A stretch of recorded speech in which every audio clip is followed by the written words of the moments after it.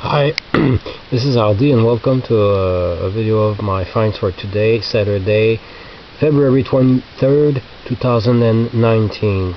I went to see a nice old couple last week to buy a cooler, and I've asked them if they had records. They said yes, but they weren't for sale, but I convinced them to let me look at them.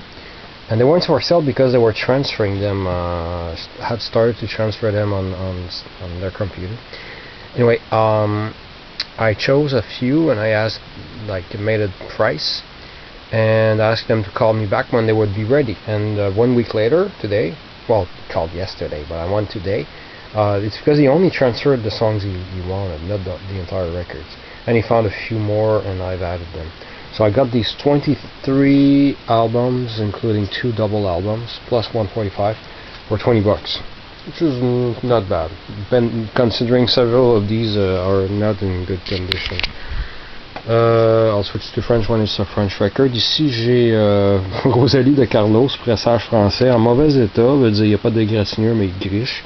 Je l'ai pris pour la pochette et les paroles à l'endos. Ok, ce disque est probablement sorti, j'imagine, en 78 dans le temps des fêtes, parce que le côté B c'est le Père Noël du supermarché. Et au Canada, c'est Bamba Carlos. Vraiment que quand c'est sorti quelques mois plus tard en 79, ça a plus rapport de mettre un côté B de Noël, ils ont changé le côté B. Mais je l'ai pris pour la pochette. Here I have a model copy of the Rolling Stones 12x5, which I didn't have at all. It's scratchy, but playable on something like this bubble stereo there or a cheaper record player.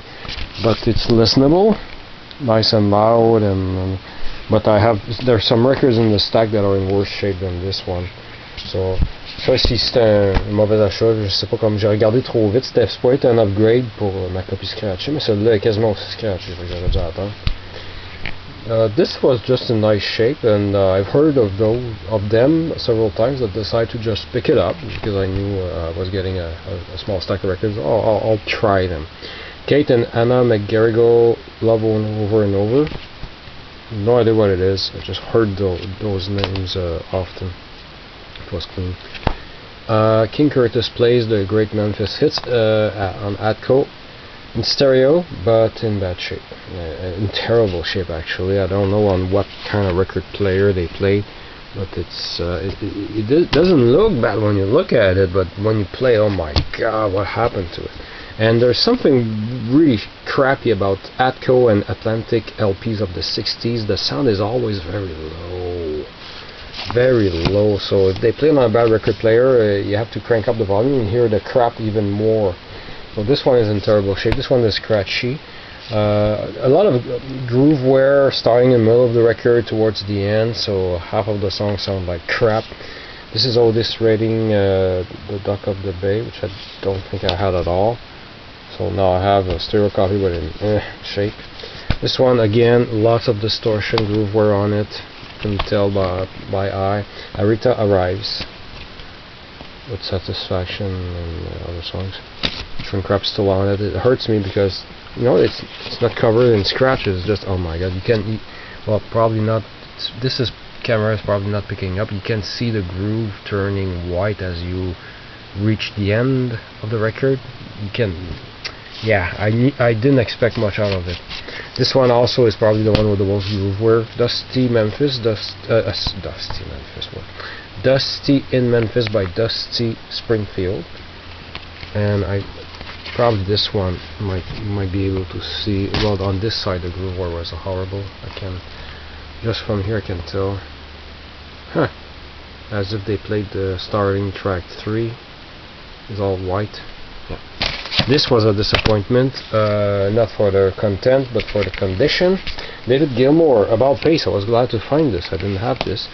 There's a 2mm scratch right at the worst place between the end of a track and the beginning of another track that starts. The groove is very compressed, so the scratch is heard for 45 seconds at the beginning of the song, making the record absolutely worthless. The platters, it's Magic, etc. Stereo on Fontana. This I didn't have in this specific form. I had this compilation on one CD, but not on vinyl. Of course, it's a re-release of their two first albums. Although I think, if I remember correctly, Flight of the Bumblebee. This is a reissue of. I forgot to look up the title of their second album, but they switched the last track, if I'm not mistaken. So I didn't have this on vinyl. But all the other songs I did have on vinyl, of course, on different albums. So whoops. There's a spot of gummy fingers or something on one side. I have to clean it, but otherwise it's okay. Ça ici c'est un disque de... J'ai vu souvent cette pochette là, j'étais juste curieux. C'est Claude Gauthier, ça prend des racines, putain que moi l'essayer. Guy Béard, Les grands principes qui suis-je. C'est une réédition, importation française en excellente qualité, actuellement impeccable. Un album qui est sorti en 1965, avec les paroles dedans. Et Hits à la Hammond by, what's his name, Pete Coley. I picked it up because it has two Beatles songs, Hey Jude and Michelle, and actually Michelle was worth picking it up just for that cover. It's absolutely wonderful. I just love it. So ici c'est Selon Nonès par Pierre Nonès.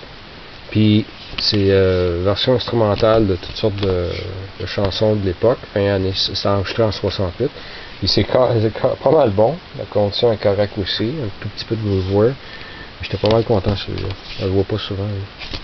The Sweet Inspirations, What the World Needs Now Is Love, is actually in nice shape. Still has the Steinberg, Miracle Mart Steinberg sticker on it, $1.67. That's the original shrink wrap. It's in stereo also. I have a whole bunch of Kitaro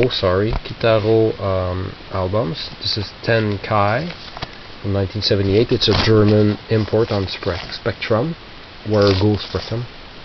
I listened to this one already. I like it, especially Beat. I like that one.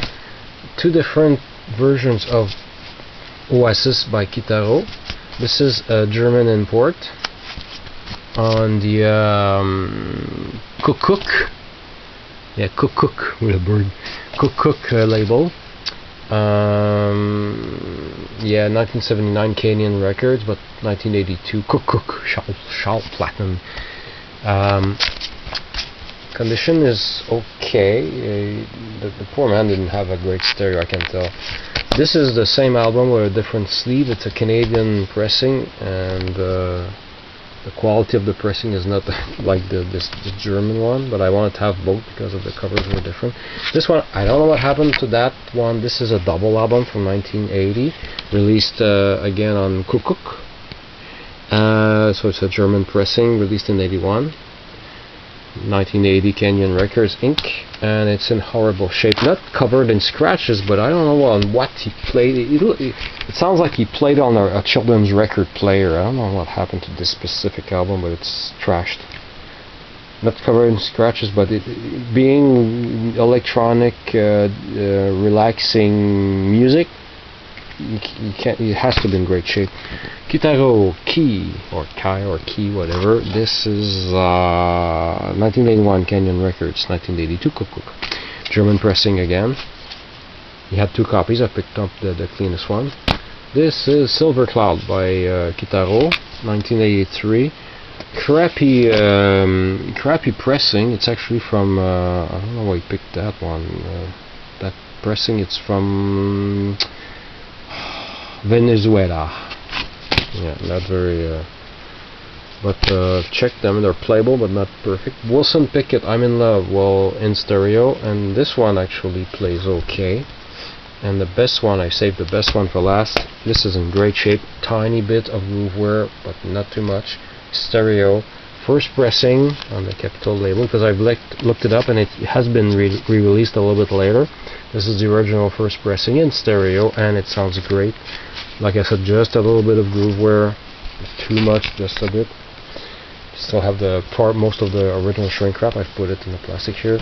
So we have Billy Preston, I have another Billy Preston compilation with a scratch on it, but my first original Billy Preston album, Wildest Organ in Town. It's actually, so far I've listened to a few songs, the first 3 songs.